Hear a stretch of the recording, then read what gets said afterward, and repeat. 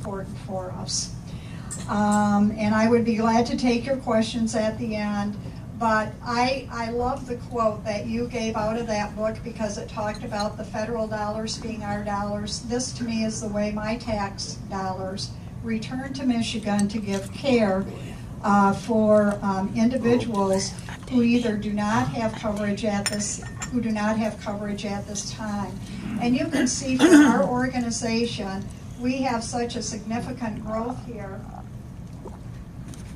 of our bad debt and charity care, and we have to be able to do something about this. Now, I'm not saying that Medicaid expansion or the Affordable Care Act or anything like that is the answer to the challenges that we have in our healthcare industry, but it is what we have available at this point in time for us to really be able to get more payment for the services that, quite frankly, we have to provide.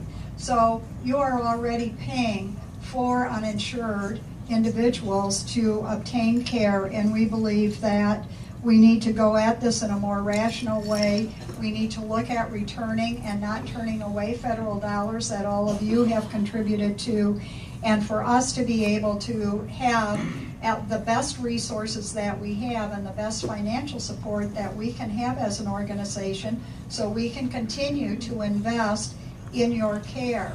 The burden of charity care and bad debt is very onerous for us.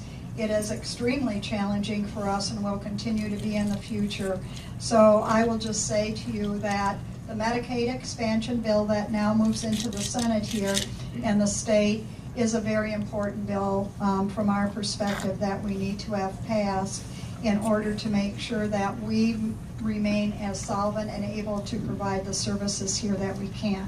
And again, I realize that may not be a popular stance with a number of you, and I realize a lot of the challenges around the Affordable Care Act, and I am not here to speak to those, but be that as it may, as we move forward, we need to think about the reality of these types of decisions for what it means to our community as well.